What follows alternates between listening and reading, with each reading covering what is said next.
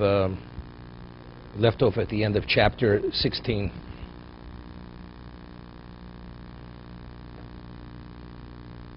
Really, chapter 17. When Moshe Rabbeinu was born, the Torah tells us, "Vatera oso kitov." Yocheved saw that she was good. Tanya Remei Romet Tov Shmo. One of Moshe Rabbeinu's names was Tov. What does a name normally reveal? The essence of a person.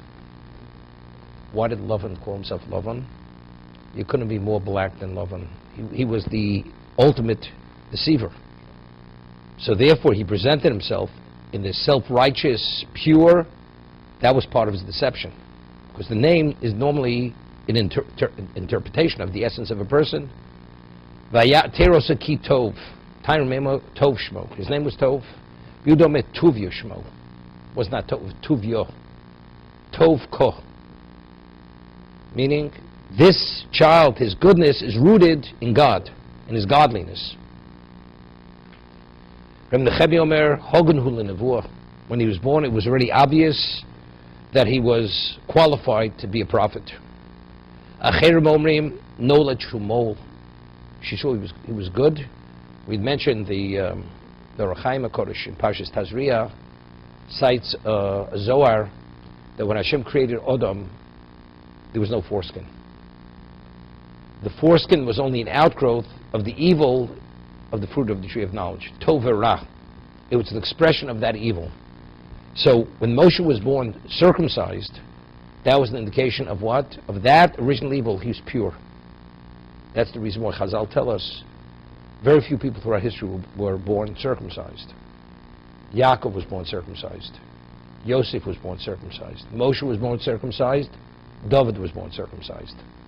These were the most special people throughout history, the history of existence, because that is an indication of the innate and essence of purity of each of these individuals. V'chachomim omrim, Rashi cites this. What's kitov? He was tov. B'shoshe nolad nasmali kol habayis ora. When he was born, the house radiated with light. How do we know it's light? Ksiv hochav atero so kitov.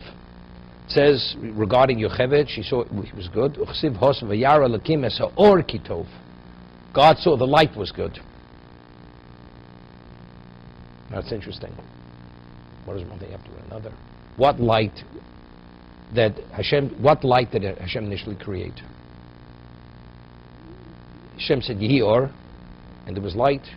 God saw the light was good. The light, Rashi cites Chazal, that light is not the light that radiates, that emanates from the sun. That light emanates directly, it's the most spiritual light. That light will be revealed at the end of time. It says it was hidden away for the tzaddikim, for the end of time. So that light is a spiritual light.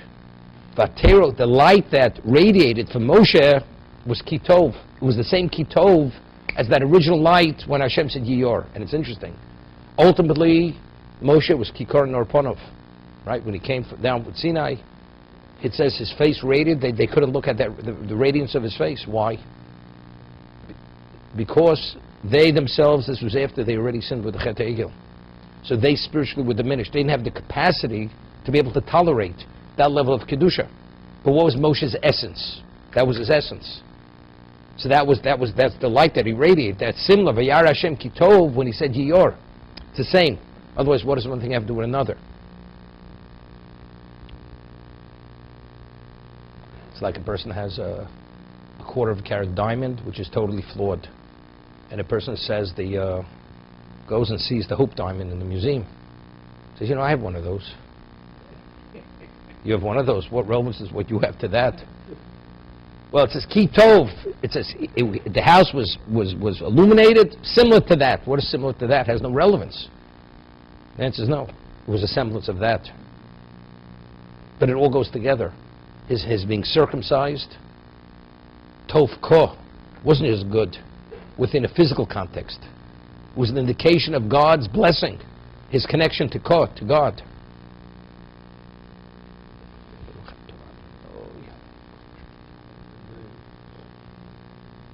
I tell you, when I read this Chazal, I could feel the profoundness of the words. It's not just information. It's an understanding of the essence of what this is. Moshe Rabbeinu, he was the most special human being who ever lived. I mean, he could spar with angels. His level was something we can't even relate to. I always mention, my Rishiv Zertzat Baruch always used to mention a Kuzari. The Kuzari says that we can't even fathom what we call an Amoretz, an ordinary person who saw a Navi. An ordinary person who saw what a prophet looked like, we can't even fathom what that ordinary person was. That's an ordinary. So could you fathom what Moshe Rabbeinu was? It's like a different dimension. I mean, we can't even relate to what that is. He was special, he was holy. We don't even know what holy is. We have no grasp, we have no model of that. The Gemara says that the radiance or the beauty of Yaakov, he had a radiance, Yaakov had a radiance, it was a semblance of the radiance of Adam Rishon, of Adam. And it says the radiance of Rabbi Yochanan lived after the destruction of the second Beis Hamikdash. He's the one who compiled the Yerushalmi, the Jerusalem Talmud. Rabbi Yochanan, throughout Shas, throughout the Talmud, we have Rabbi Yochanan. His radiance, his beauty, was a semblance of Yaakov. Okay? Somebody tells over a story in Brachos. Rabbi Yochanan went to visit one of his colleagues who wasn't well, who was very not well. And he comes into the house is dark. And Rabbi Yochanan walks in, can hardly see him. So it says he rolls up his sleeve, and the radiance of his arm illuminates the room. And he sees his colleague, Rebbe Lozer, and he's crying. So he asks him, Rebbe Lozer, why are you crying? If you're crying because you're about to die and you feel you didn't study enough Torah, as much as you do, as much as you don't do, as long as you do your best, that's all you have to do. You can't do more than your best, and you did your best. As long as you meant for the sake of Hashem, that's sufficient. God doesn't demand more than that. Everybody has this capacity. You touch your potential. Is it because you only have Torah and you didn't merit wealth in your lifetime? Not everybody merits both tables. Gemara says, Rabbi Yudan Nossi, Judah the prince, had both. He had greatness in Torah and he had wealth. He was a prince. So why are you crying? He says, I'm crying because when I look at you, ultimately, that beauty is going to decompose in the earth. That's why I'm crying. So Rabbi Yochanan heard that. Rabbi Yochanan also cried. He says, for that it's worthwhile to cry. So, why? So it says his beauty was one of a kind, Rabbi Yochanan. He radiated. Why is that a reason to cry? Also, you have a purpose, you fulfill that purpose. So, it's time to die, so you will leave. Why is he crying? But he said, because Hai Shufra de Bole Ba'ara, this beauty which will decompose in the ground. So the way I understand it is, in life, everybody has to have a frame of reference. And based on that frame of reference, that's what motivates you, that sets standards and goals. When you looked at Rabbi Yochanan, you had an inkling of who Yaakov Avinu was. Because Rabbi Yochanan's radiance and beauty was a semblance of Yaakov. You know who Yaakov was? Yaakov was the most special of the patriarchs. And Yaakov was linked to Adam. His beauty, his radiance was a semblance of Adam. So if you have an understanding of what it's all about, then we could talk about advancing. What is the standard? This is the standard. Anything less than that is not acceptable. You have to strive for that. What happens if that standard doesn't exist? You don't even know. So then you set other standards. As a result of that, everything plateaus. That's what Rabbi Yochanan cried. So could we have an understanding? A Navi, holy. He's a holy man. But when you go and you read about Yoshua and about Shmuel HaNavi, they were prophets. You get excited when you read the story about Shmuel HaNavi and about Yoshua or about David HaMelech or whatever, other than his achievement as a conqueror, as a warrior, as a king. Do you know what his level of holiness was? It says we can't even begin understanding what it was. David HaMelech.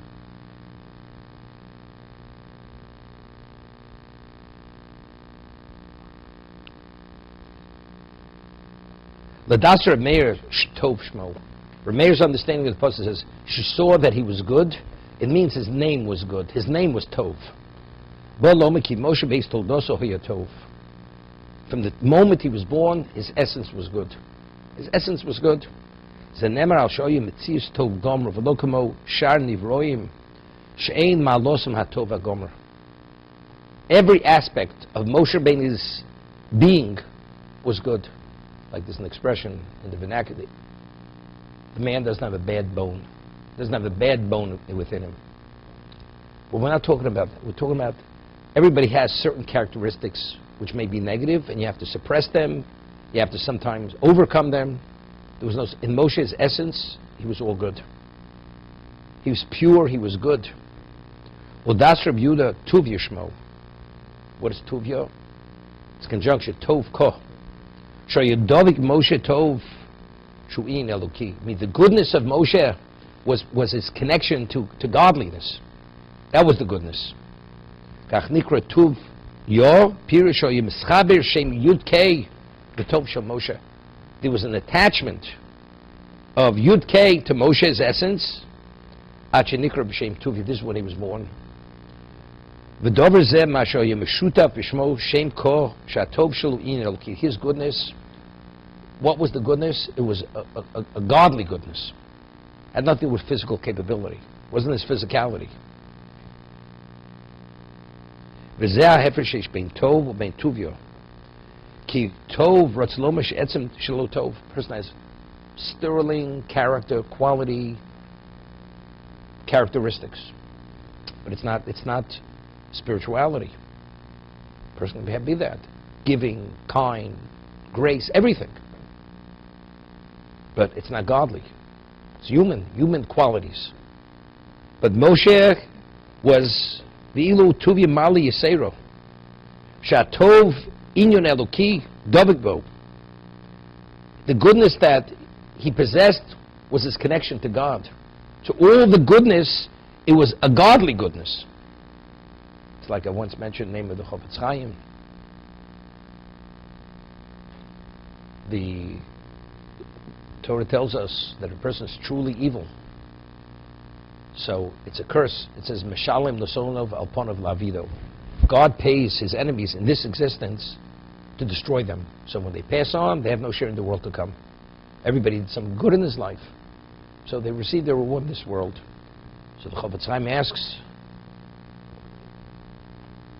but we read in Pirkei Avos, Schar B'Hayal Meleko, that if you lived forever, there's not enough time to live in this world to be able to reap all the fruits of your accomplishment. So how could we say that he pays his enemy in his lifetime, that he should go into the oblivion? As long as he lives, whatever he gives, you can't deplete the account, right? So how do we reconcile the two?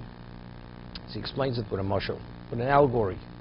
He says there was this person in Russia who was a counterfeiter, and he counterfeited 10,000 ruble notes, 100,000 ruble notes, $1 million ruble notes, and he wants to cash it in. So these kinds of notes you can't cash in the regular bank.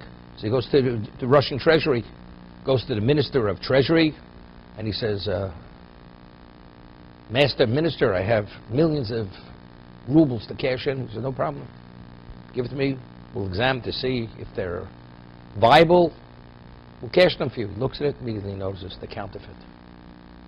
So he looks at it, doesn't say anything, gives him back a few kopecks for about 20 pounds of this paper that has this print on it. This man says, you know, I'm insulted. You're insulting me. He says, why are you insulted? He says, I give you millions of dollars, you give me back a few kopecks. It doesn't make any sense. He says, I should take you out before a firing squad and have you shot. You should be shot to death. This counterfeit currency, you have the audacity to come to the Ministry of Treasury and pass off counterfeit notes to me. He says, what are you talking? They're not counterfeit. Show me how they're counterfeit. They're perfect. They're no different than a regular note. He says, I'll show you the difference. He says, it's known that an authentic note has the watermark of the Tsar in the paper. You hold up this note to the light, you will not see that watermark. So even though what's printed is perfect, identical to a regular, authentic note, but this is counterfeit, because the watermark of the Tsar is not on the paper. So the Chofetz Chaim says, person loves dogs, loves people, puts out a plate of milk for every cat in the neighborhood. He's so generous, so compassionate, so feeling. But where does it emanate from? From his being as a physical person. What a person when he does chesed, so as the Torah says, you must do chesed. I'm doing chesed because my chesed is linked to God. When you mitzvah, when you do the act and it has God's stamp on it, God's watermark, that's the real note. As long as you live, schar b'ayal malekah, you cannot be rewarded in this life. But if your goodness emanates from your humanity, humanity is finite. Finite, you can be paid off in this world. That's Mishal Masoma upon Allah Bido. So a person could have chesed, a person has an inclination to spirituality, to godliness, or he's a good person. Help anybody who's in need. If I have to go to the Peace Corps and walk in 15 feet of mud, quicksand, even to save the wounded elephant, I do it. That's his compassion. But what's that rooted in? That's in his humanity. Is that what God wants? But if a person, Moshe Rabbeinu, it was tuvyo, tuvko, it was rooted, that was his dimension of, his goodness was spirituality. So of course, this is something which has infinite value.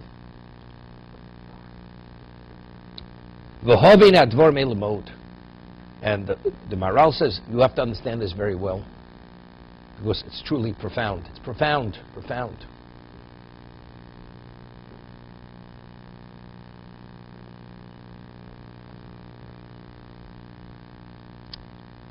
It's interesting. The Gemara tells us that Hillel Hazokin, Hillel the Elder, he had 80 students. The greatest of his students was Rabbi Yonasan ben Uziel. We have in the Chumash, Targum Yonasan ben Uziel, the Aramaic, that was from his greatest students. And from the smaller students was Rabbi Yochanan ben Zakkai, although he was the leading Torah sage, time of the destruction of the Beis HaMikdash. But he was from the lesser students of Hillel. What did each know? So it says they knew everything. There was nothing that Rabbi Yonasan ben Uziel did not know. He even could understand the language of birds. When the trees would rustle, he could interpret the messages that were being communicated. He knew Sichas Malochim, the language of angels. And what did Rabbi Yochanan ben Zakkai know? Same thing. So what's the difference between Rabbi Yochanan and Zakkai? They know the same thing. So why is he the greatest? Any question you ask each of them, instantaneous. Full printout of whatever the issue is. So if that's the case, what's the difference? I'll tell you what the difference is. When Rabbi Yonasan ben Uziel would study Torah, and birds would fly overhead, they would be consumed by fire. When Rabbi Yochanan ben Zakkai would study Torah, they would not be consumed by fire. That's the difference. But what's the difference? Well, we know the same thing. But that's an indication they're connected to God differently. One's Torah is literally fire. The level, dimension of holiness is to such a degree, a bird can't fly overhead. It's consumed by fire. Rabbi Yochanan ben Zakkai, it's the words, it has kedusha, but it's not at that level. So if that is an indication within the physical context, what is the ramification of one's Torah versus the other Torah? Different ramification. It's infused with a different spiritual energy. They're both spiritual energy, unparalleled. But factually, Rabbi Yonasan ben Uziel is much greater, because that's Tov Ko. Of course, they weren't born this way. They developed into that. But what they developed is what? Every aspect of what they were was rooted in Ko, was in godliness. So therefore, that's what it was. So it's interesting. So the Meiri cites Yerushalmi. So if this was the dimension of the Torah of Yonasan ben Uziel, so what was the dimension of the Rebbe of Hillel? If the Talmud knows everything, so if you know everything, so how could the Rebbe know more than you will know? Because you all know everything. So the Gemara said, Yerushalmi answers, Jerusalem Talmud answers, Rabbi Yonasan ben Uziel, when he would study Torah, only the birds that were within his 4 cubits were burnt overhead. Hillel, even outside of his 4 cubits, would be burnt. There was already another level of dimension.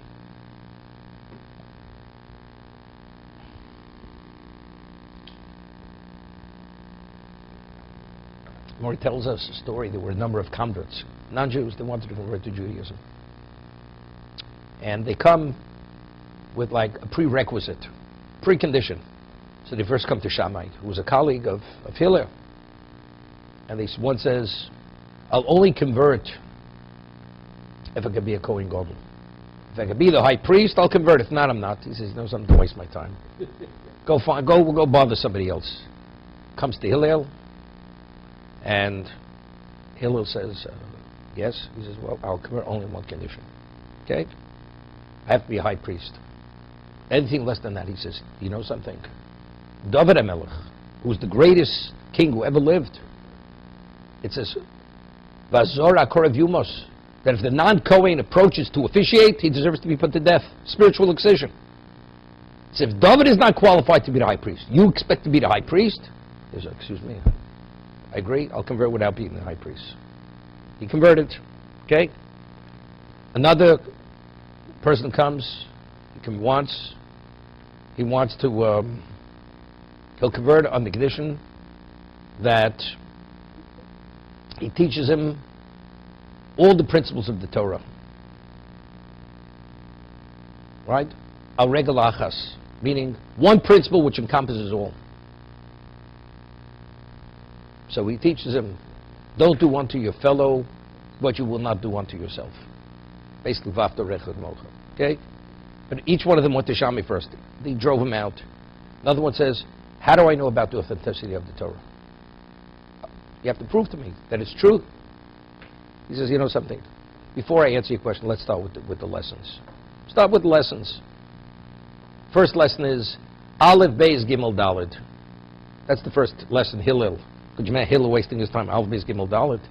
That's his first lesson in grammar, in Hebrew grammar. Aleph Beis Gimel Daled, okay? He says, go home, review it. Tomorrow you come back for the second lesson. He says, so Hillel comes to Hillel, and Hillel says to him, okay, we're going to review yesterday's lesson. Daled Gimel Beis Aleph. So the Gentile says, but yesterday he told me Aleph Beis Gimel Daled. Now you teach me, telling me that the order is Daled Gimel Beis Aleph. Is it? He says, you see, you're learning already. Our Torah is based on tradition.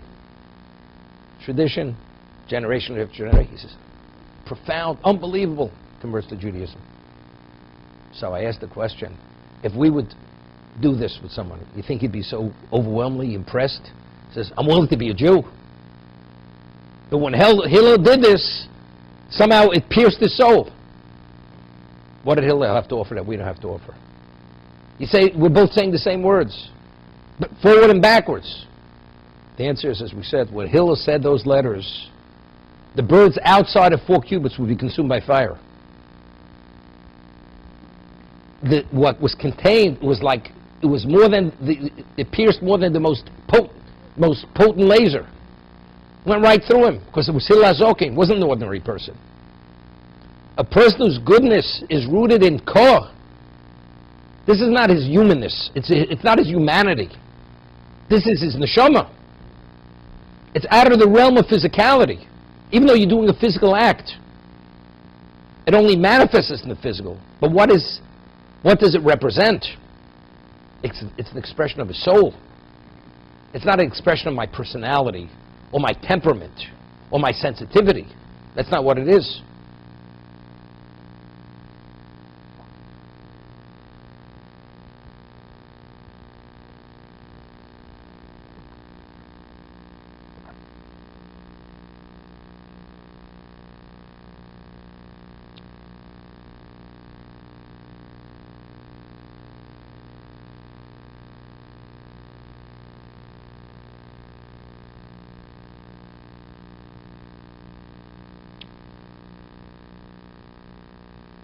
Reb Nechemia sover ki hogun hu lenevuah. Tuv yo. What it connotes is that he was qualified for prophecy. Prophecy is God communicates with you. That's the connotation of the koh. That's even more than your character emanates from your spirituality. You're already at a level that you're qualified that God should communicate with you. You have such a capacity.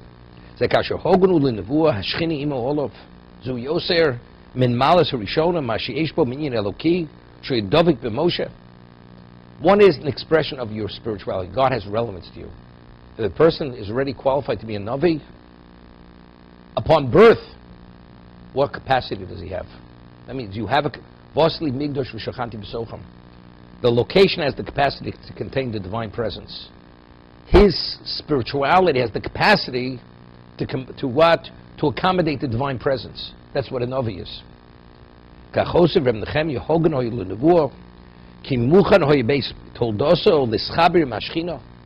the time he was born, he already was qualified to have that attachment to the Shekhinah, the divine presence.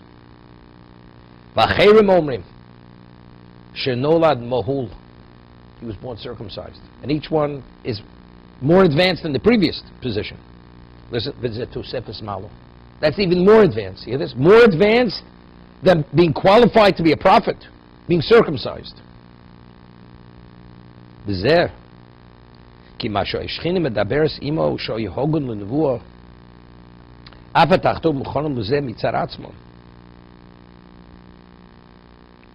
In the physical world, you could have a location which contains the Shekhinah, the divine presence.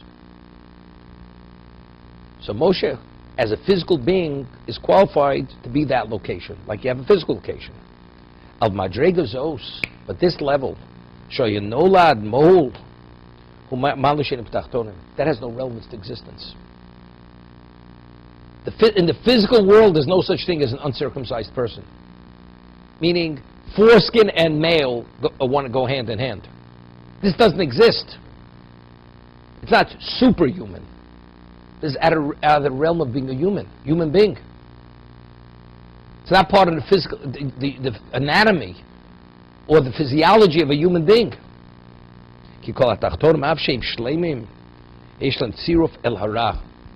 Yeah, this has to do with the Zohar. Everything in existence has some relevance. There's a trace of evil in it. This is as a result of Eitzadas, who's Tov Ra. They're not, as much as they may contain a very infinitesimal amount of Ra, but there's some relevance to Ra, to evil. We talk about the celestial bodies. There's no Ra. In heaven there's no Ra. Ra only affected the earthly, the terrestrial level. It's interesting. Maral had said months ago, that, and he answers a question which the Ramban asks. It says, when he said he was going to have a child, it says, and he believed. So this was considered profound. So the Ramban asks, he went to war with 4 kings, the mightiest 4 kings in the world, and he defeated them. Now Hashem says, you're not going to have a child. Which is a greater accomplishment? Defeating 4 kings? And there it doesn't say, and he believed. After seeing that, how could you not believe? So what was the great accomplishment when he said, you can have a child? Avraham is not Avraham yesh lo ben. Sarai ein lo ben, Sarai yesh lo ben. So what was so amazing? After what I've seen, this is nothing, as people say. So I mean, so what? That's the Ramban's question. So the Maral says something profound has to do with what we're saying now. He says the concept of change on the terrestrial level is change. Things come into existence, things go out of existence. The heavenly bodies, the sun and the moon, they're there. There's no change. Basically, relative to speak to change, there's no change on the celestial level. There's a level that's continuous. Seasons, things grow, things wither, things are healthy, things decline, back and forth continuous. You don't find that. So what's the difference? He says, what is miracle? Miracle, that's change. It's change on a supernatural level, but it's change. The world, the physical world, which has relevance to change, so there's a change. It's not a great accomplishment. Things change naturally, things change unnaturally. It's called miracle. But What did Avram? Avram was an expert astrologer. He saw this in the zodiac. The zodiac is etched in stone. That doesn't change. So if the zodiac says Avram will not have a child, how could I have a child? So to believe that even there the change could take place, that was the accomplishment. That was the morale. It was phenomenal. So I'm saying, there's no such thing. He's saying now, everything that exists on the trash level has some trace of evil. In heaven, the heavenly level, there is none. Our law is a representation of that trace of evil. More or less. How does he not have a foreskin? He has the relevance to this world. So it is even beyond. The Shekhinah could dwell in this existence, which has relevance to evil. Moshe Rabbeinu is beyond that. It's not only is he qualified for the Shekhinah, for divine presence to come upon him, he's even beyond that. He was Nolad Mol, he was born circumcised. Ki Nolad Mol hu mesudok v'nivdal min hara hu ha'orlo. He's removed from the foreskin shuro, which it represents evil. Kach nema b'siduk ha'orlo ve'itomim. So what happened to Avram Avinu? Right? You should go before me. With the removal of the orlo, you become tamim. You become complete. As complete as you are, you haven't detached yourself from evil. Because the orlo itself, that's the representation of the evil. Ve'yei tamim. Rotzlom sholem ze madregas el yonim shem shleimim. Why is the Jew has Bilo, a non-Jew circumcised himself, his status is still Oriel. Person, the Mishnah says in the Dorim, person makes a neder, a vow. He will not benefit from anybody who is uncircumcised. Okay? And then now you have an Arvi Mol, Arabs are circumcised. Is he permitted to benefit from the Arab? It's not permitted. Because circumcision there, it's cosmetic surgery. He is what he is. He's not Tomim. He's not complete. He's totally deficient and internally corrupted. The Jew, that's your detachment from it. When the Jew removes the Orla, it's Ve'ei Tomim. Now he's a reflection of the Elyonim. It's interesting. What was a prerequisite to Sinai? They had to be circumcised themselves. What is Sinai? God brought heaven to earth. We became Hashem's people. You can't have relevance to the Elyonim unless you're circumcised. So that had to be a prerequisite. They had to remove that. Now that you removed it, okay, now you can become the Am Hashem. Now you can become the Goy Kodosh. Ki hashamayim lo yikablu tosefes zeishli musav. He says, in the heavenly system, you cannot have excess. There's no excess. In the physical world, you could have excess. For instance, you plant things too close to one another. So that's excessive. So of course, it's going to show itself. Eventually, the earth will be rejected because you're depleting it, whatever else. Shemaim, there's no such thing as excess. It's interesting. There's a Torah violation called Bal Tosif. You're not permitted to add to the Torah. Not permitted to detract from Torah. So you say, detract, I understand. Torah Hashem Tamima. It's perfect. A person that has 2 arms. You say, you want to be more perfect? Have 3 arms. That's an abnormality. Because if you're supposed to have 2, a third is abnormal. Torah itself is complete in its essence. If you add anything, it's not complete any longer. That's what it is.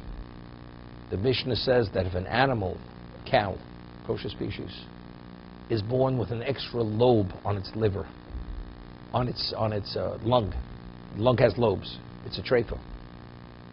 It's considered like a treifa. More is less. That's what it is, because it's not shalim. In the heavenly, the celestial level, there's no such thing. More doesn't exist. Everything there is what's supposed to be there. So therefore, the orlo, it's not supposed to be there. That's excessive. That's a result of whatever. So therefore, Moshe, who has relevance to the Elyonim, to the stress, to the heavenly air, he himself did not have a foreskin for that reason.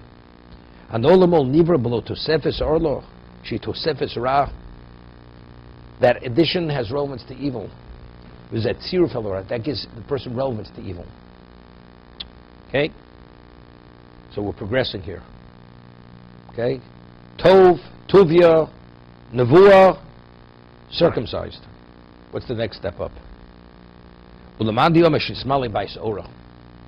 house was illuminated with light. That's even beyond that. He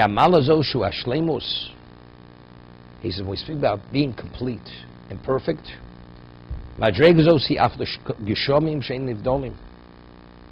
has relevance. We speak to the celestial. Celestial bodies have that characteristic. So what? They have relevance to spirituality. They have no relevance to spirituality. It's still a physical body. Right? Even though there's no excess and there's no connection to evil. Even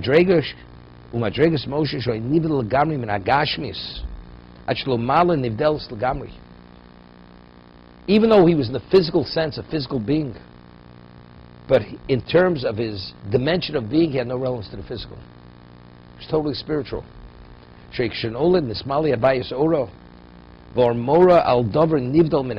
What is light? Light itself is intangible.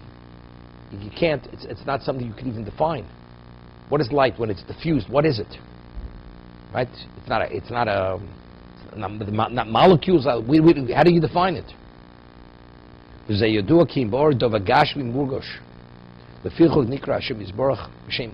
Hashem is called Or. Hashem Ori v'Yishig. No, it's very relevant. Hashem Ori v'Yishig. Hashem referred to as Ori. If Hashem is Or, Moshe is Or, that means we're talking about another dimension. As God has no relevance to this existence in terms of his makeup. He's Or, Moshe is Or.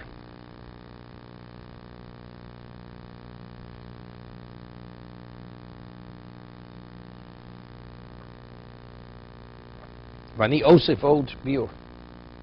Maral says, he says, I'll even add to this to make it more profound. The remes with an illusion, vovinis advorim, and understand what I'm saying.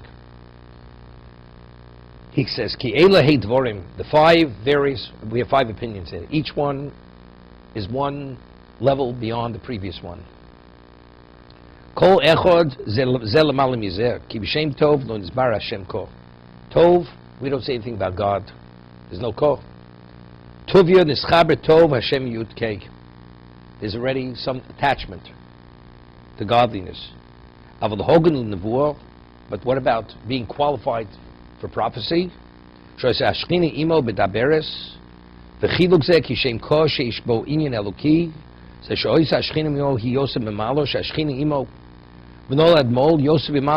one is a level beyond the previous one.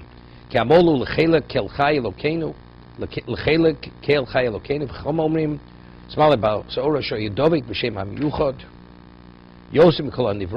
his level of attachment to God. No human being ever had that level of attachment to God. And he quotes the Chazal, right? Moshe Rabbeinu asked the question. For his level, it was an inappropriate question. When they withdrew the straw subsidy and things became untenable, he says, what are you making so difficult for them? Hashem says, you failed. You had no right to ask the question. Right? What does Hashem say? Woe to the ones who are lost and no longer here. You can't find those kinds of people any longer. Hashem promised them. They had no understanding of what Yud Kei Vav Kei was. He paired to them Bekel Shakai, another appellation. You're familiar with Yud Kei Vav Kei, you ask that kind of question. You're more advanced. How do you have a right to ask that kind of question? Yud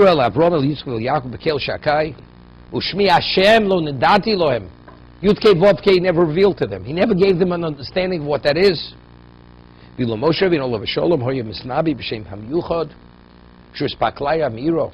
It says that Moshe's prophecy, he was in wake state, it was a level of clarity no other prophet had.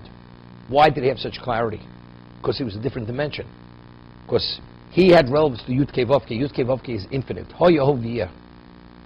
Which human being has could even approach what's infinite? No human being, nobody could grasp infinite, but he had the closest relationship with that.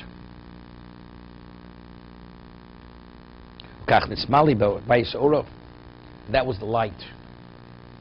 Just as light is diffused, as not tangible, and something which cannot even be explained, that's exactly what Moshe was.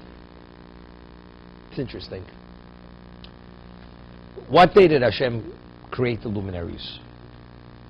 Hashem Shvi Reach. That was on Wednesday, 4th day of the week. Yom Revi, right? But there was light before that. So the light that emanates from the sun. The light that reflects off the moon emanates from the sun. And until there was a sun and a moon, where did it come from? It emanated directly from God. Did it come through a physical sphere? Right? But what is it? So the initial light is speaking about that light. When we say it says Tov here, it says Tov when Hashem says Yi, and it was Tov. We're not talking about the sunlight. Radiance of sun. We're talking about the radiance of God. The radiance, the light in the world was, Hashem allowed His radiance to permeate existence at that time. Moshe had that. That means he has no relevance to existence. Because he had relevance to Yud Kei Vav Kei. That's what he's saying. He says, if you understand this well, you'll understand the words of what Chachamim, what wisdom is.